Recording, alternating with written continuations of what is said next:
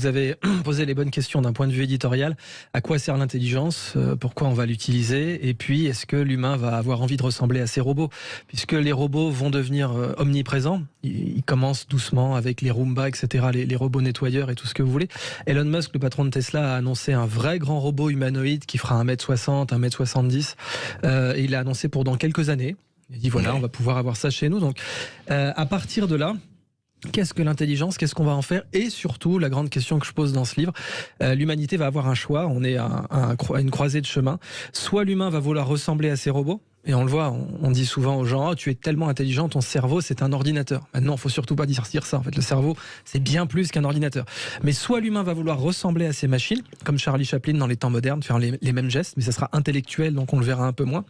Soit l'humain va décider justement de s'éloigner de la machine, de laisser à la machine ce dans quoi elle est bonne. Ce pourquoi elle doit exercer, oui. Exactement. Et l'humain, du coup, pourrait être amené, c'est ça l'opportunité que je présente dans cet essai, pourrait être amené à être plus humain par l'introduction de l'intelligence artificielle générale. Donc, cette intelligence artificielle dont on parle, rentrer dans ce plan-là, dans ce processus, oui. Quel serait son rôle? Alors, au départ, à l'époque où Brzezinski en parle, c'est l'époque où lui, il a des mémorandas qui lui tombent avec les centres de recherche militaires. Parce qu'en fait, de la même façon que l'informatique, l'intelligence artificielle, ses origines sont militaires. Comme Internet et compagnie. Exactement, comme Internet. Et d'ailleurs, c'est la même raison. Pour Internet et l'intelligence artificielle, c'est la même raison, c'est-à-dire c'est les frappes nucléaires. L'intelligence artificielle, au départ, elle est développée pour une seule grande question, c'est comment faire pour envoyer une bombe atomique tout seul. Si le président est mort, si on a décapité Washington, comment faire pour garantir une frappe nucléaire? Et évidemment, rapidement, ça va donner l'idée qu'on va retrouver chez Kubrick, parce que Kubrick, dans 2001, l'Odyssée de l'espace, avant, il avait fait Docteur Folamour, que évidemment maintenant moins de gens connaissent, mais qu'on vous recommande de regarder, parce que c'est un chef-d'œuvre, qui avait d'ailleurs un titre bien meilleur que ce dernier film là, Don't Look Up, qui a fait beaucoup parler de lui, mais qui était un remake de Docteur Folamour fondamentalement. Et beaucoup plus fort. Voilà, Docteur Folamour, beaucoup plus fort. Mais donc dans Docteur Folamour, vous avez cette idée déjà qu'une frappe nucléaire puisse être lancée par une machine, et c'était réel. C'était réel. Ça avait vraiment été posé comme question. Et Internet est né de ça aussi, puisque l'idée, c'était de distribuer le réseau pour que aucune frappe atomique ne puisse tout détruire, qu'on ne puisse pas avoir... Voilà. Donc, ça naît de ça. Et rapidement, on se rend compte que dans le civil, quand même, ça pourrait faire des fortunes.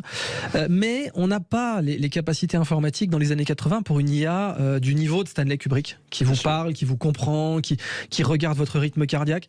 Or, ce que l'on voit dans l'IA de Kubrick, donc, dont on rappelle qu'elle est capable de diriger un vaisseau, de parler aux astronautes... Là, aujourd'hui, on n'est pas loin.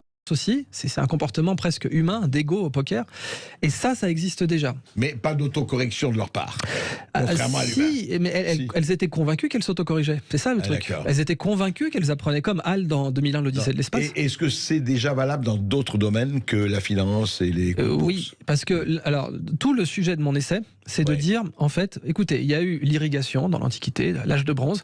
Ensuite, à l'âge du fer, on a eu de l'irrigation un cran au-dessus. On a eu des moulins à eau, pas que les Norias des Égyptiens, on a eu les aqueducs.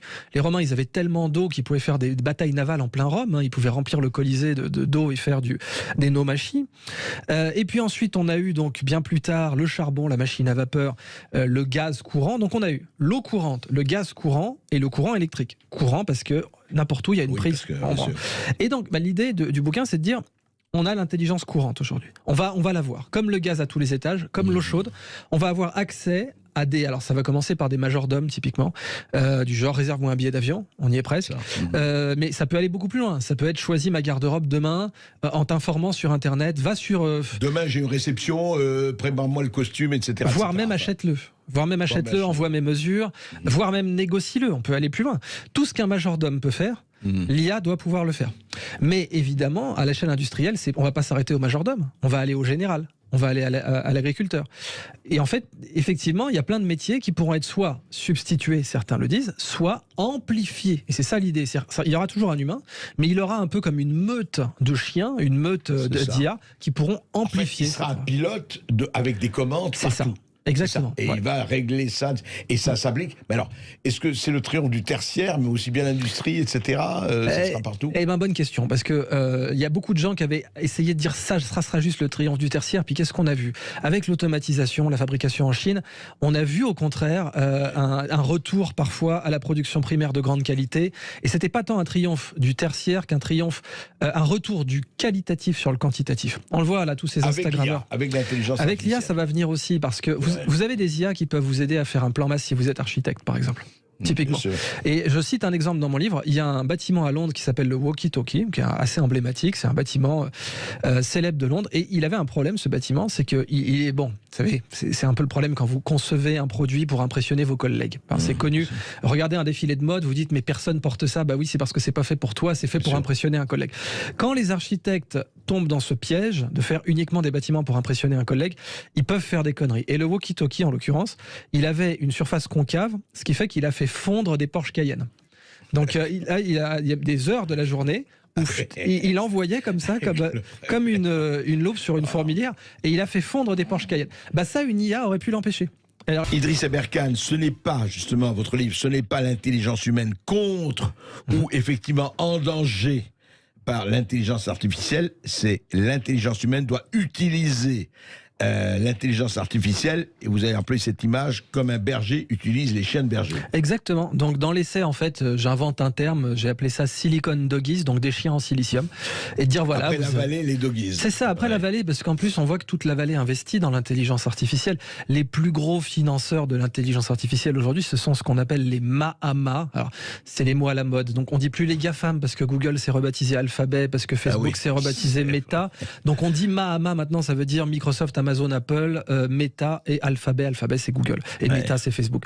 Donc, eux, ils investissent déjà à fond dans l'IA parce que ils ont plein de raisons. Apple, donc c'est le côté majordome. Donc le rêve d'Apple, c'est qu'on puisse dire à son téléphone, voilà, achète-moi un costard, négocie-le, soyons fous, voire mieux négocier. Le restaurant réserve le théâtre, réserve le restaurant, réserve ceci. Par exemple, imaginez, vous avez un rendez-vous, tiens, va regarder ce qu'aime la dame que je rencontre pour choisis toi-même le rendez-vous. Et on pourrait aller plus loin. On pourrait faire des IA qui vous seraient proposées par votre banque pour négocier votre salaire. Donc, votre banquier serait très content qu'il rentrera sur votre compte plutôt 5 000 euros que 3 000. Il vous envoie une IA brevetée qui coûte très cher, qui est la meilleure négociatrice salariale en entretien d'embauche et qui va vous faire le CV, la lettre de motivation. Tout ça est possible. Bien sûr. Et c'est ça, en fait, les Silicon Doggies, c'est l'idée qu'on peut avoir une meute de petites IA qui sont capables de réaliser des services, effectivement, dans n'importe quel domaine. En agriculture, on le voit. Et pas seulement sur l'agriculture de masse, on le voit aussi sur l'agriculture haut de gamme. Par exemple, biologique, même enfin bio et compagnie. Oui, même en fait, on peut aller encore plus loin, même avec le modèle agricole abbatial, même avec les vins de Bourgogne, par exemple, où on sait que les climats, l'idée aussi d'avoir un clos qui est muré en Bourgogne, c'était que les murs gardaient la chaleur et que du coup, ça avait un impact effectivement sur la qualité de la vigne. Les IA sont capables de faire ça maintenant. Elles sont capables de vous dire, et même en immobilier, imaginez. Je vous donne un exemple très simple. L'application Waze, donc GPS. Oui, tout le monde est. Exactement. Eux, Waze, ils ont les informations de quelle voiture passe par quelle route, parce qu'il y a l'accéléromètre dans le téléphone. Et avec l'accéléromètre, ils savent quelle voiture vous conduisez. Ils savent si c'est une 508, ils savent si c'est une BM, ils savent si c'est une Porsche. Et avec ça, qu'est-ce qu'ils font? Ils peuvent vous dire, dans cette rue-là, il y a plein de Porsche qui passent. Mais il n'y a pas de boutique Hermès. C'est peut-être le bon moment d'en mettre une. Et donc, ça vous donne des infos. Pour les entrepreneurs implantés là ou là. Des infos qui valent très cher. Des infos qui valent... Rappelez-vous, le scénario de Il était une fois dans l'Ouest, c'est quoi? C'est que le type, il a acheté un terrain avant que le train n'arrive. Et il a acheté le terrain parce qu'il y a de l'eau dessus. Donc il n'y a rien, il appelle son terrain la source fraîche, tout le monde se fout de sa gueule. Mais en fait, il y a de l'eau, et pour un train, évidemment, il faut de l'eau, surtout à l'époque. Donc, machine à vapeur oblige, et donc il achète ça. Ce genre d'infos, et pour ça que la finance investit. Oui, mais alors, justement, Idriss Aberkane, qu'est-ce qui va arrêter cela à ce moment-là? Effectivement, on peut arriver au stade où on dira, attendez, oui, je ne dis pas que les hommes ne doivent plus exister, que les humains ne doivent plus exister. Enfin, ils auront peut-être plus grand-chose à faire. Ou bien, vous dites, vous, justement, c'est votre thèse, non, on aura toujours les postes de commande, quelque part. Le premier exemple que je donne, c'est les débuts de l'IA, donc, où je montre en fait qu'à chaque fois qu'on a voulu automatiser la riposte nucléaire, on est passé à 2 doigts de la catastrophe. Donc, et c'est le président Carter, notamment, qui avait passé plusieurs directives, plusieurs ordres exécutifs, selon le terme américain, qui disaient il faut qu'il y ait un humain dans la boucle. Point. Et un exemple que je cite, C'est le fameux appel de 3 heures du matin en 77, où c'est Brzezinski justement qui répond. Donc il est à l'époque conseiller de la sécurité nationale de Carter. Et voilà, monsieur Brzezinski, monsieur le conseiller de la sécurité nationale, docteur Brzezinski. Et voilà, le président est introuvable, mais nous, on a 200 missiles sur nos radars. Et puis en plus, alors là, il faut placer toute la psychologie. Donc il y a un chapitre où je parle que de ça. Et je dis, vous savez, Brzezinski, il est profondément anti-russe. Son père a été torturé par les Russes, il les déteste, il est raciste anti-russe, il s'en cache pas. Et donc évidemment qu'il a envie de faire une riposte immédiate. Mais il va quand même garder la tête froide, mine de rien. Et il va dire, on attend. Et ce qui va s'avérer, alors ils avaient des gars avec des jumelles quelque part. Qui disaient, ils voyaient 200 000 sur les radars, mais oui, pas sur les jumelles. Et c'est ça le truc, c'est que le bon vieux Clampin qu'ils avaient mis en Alaska, là, dans sa cabane au Canada pour simplifier, et qui regardait avec ses jumelles, il ne voyait pas les 200 entraînés de missiles. Donc il a dit, il y a un problème. Et heureusement qu'il était là. Et ce qui s'est passé, ça a été déclassifié. Ça aurait pu être le déclencheur. Ah oui, non mais c'est sûr. Et même Brzezinski en parle, mais plein d'autres analystes, Brent Scowcroft, etc., disent oui, là, on est passé à 2 doigts du tabassage nucléaire mondial. Et puis les Russes étaient sur les dents à l'époque. Donc ça ne s'est pas fait parce qu'il y avait un humain dans la boucle. Et des cas comme ça, où le fait d'avoir un humain dans la boucle a sauvé la baraque, il y en a plein dans l'histoire. Donc j'en donne quelques-uns, j'en donne 3 dans mon livre. Donc vous, Idriss Aberkane, vous pensez, enfin vous êtes de ceux qui pensent que de toute façon, quelle que soit l'avancée, elle peut être fulgurante effectivement, comme le montre Elon Musk, quand on a tout ce qui se passe, il faudra toujours des humains, parce que le cerveau humain est quand même plus important que la plus grande intelligence artificielle. Comme le rappelle quelqu'un qui est intervenu chez vous, le sénateur Alain Houpert, en histoire, il faut se méfier des trous de mémoire. Les trous de mémoire nucléaires, là, faut éviter de les avoir, parce que les leçons que nous avons apprises, où nous sommes passés à 2 doigts de l'éradication de l'humanité, c'est par définition des leçons importantes. Or, elles nous disent toute la même chose.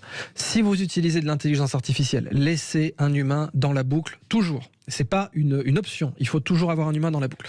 Donc c'est pour ça aussi, le premier élément de mon argumentaire est de commencer à dire, il y a une première raison de ne jamais substituer l'humain, c'est celle-là. J'explique ensuite dans le livre qu'il y en a d'autres. Donc notamment en matière de productivité, l'identité de l'humain, pourquoi l'humain doit arrêter de ressembler à une machine. Après tout, les temps modernes de Charlie Chaplin, on voyait donc Charlot qui faisait les mêmes gestes, ça a mis déjà, c'est un premier pas où l'humain essaie de ressembler à ses machines. Et l'humain fait toujours cette erreur, il essaie de ressembler à ses machines. Quand l'humain crée quelque chose, il essaie de ressembler à ses machines. Je dis, on voit bien que c'était une erreur du temps de Henry Ford, ce sera une erreur aussi du temps du Fordisme de l'IA, parce qu'on a déjà un Fordisme intellectuel en fait. Idriss Aberkane, essayiste et auteur reconnu pour ses idées novatrices, aborde dans son ouvrage Le triomphe de votre intelligence. Pourquoi vous ne serez jamais remplacé par des machines? Un sujet qui touche au cœur des préoccupations contemporaines. La montée en puissance des machines intelligentes et leur potentiel à remplacer l'homme dans de nombreux domaines. L'essence même de ce livre repose sur une vision optimiste de l'intelligence humaine, qu'Aberkane considère comme unique et irremplaçable, même face aux avancées les plus impressionnantes de l'intelligence artificielle, IA. Pour comprendre la thèse centrale d'Aberkane, il est essentiel de saisir sa définition de l'intelligence. Contrairement à une approche purement mécaniste, qui pourrait réduire l'intelligence à une simple capacité de calcul, Aberkane insiste sur l'intelligence humaine comme un phénomène profondément multidimensionnel. Il la décrit comme étant intrinsèquement liée à la créativité, à l'intuition, à l'empathie et à la capacité de résoudre des problèmes complexes dans des contextes ambigus. Ces dimensions de l'intelligence humaine, selon lui, sont inaccessibles aux machines, qui opèrent principalement sur des bases algorithmiques rigides et déterministes. Aberkane soutient que l'intelligence artificielle, malgré ses avancées fulgurantes, reste confinée à des tâches spécifiques. Un concept souvent appelé IA étroite. Elle peut exceller dans des domaines tels que les jeux de stratégie, l'analyse de données à grande échelle ou encore le traitement du langage naturel. Cependant, ces capacités sont essentiellement fondées sur l'analyse de vastes ensembles de données et sur la reconnaissance de modèles statistiques, ce qui les rend fondamentalement différentes de l'intelligence humaine. L'homme, quant à lui, possède une intelligence dite générale, capable d'adaptation et d'innovation dans des contextes imprévus, un trait que les machines n'ont pas encore acquis. Un autre aspect crucial du raisonnement d'Aberkane est la notion de conscience. Il fait valoir que la conscience humaine, qui englobe la capacité de se percevoir soi-même et de comprendre son existence dans le monde, est une qualité que les machines ne peuvent pas reproduire. Selon lui, cette conscience est non seulement le fondement de l'intelligence humaine, mais elle est aussi ce qui confère à l'homme une supériorité inégalée sur les machines.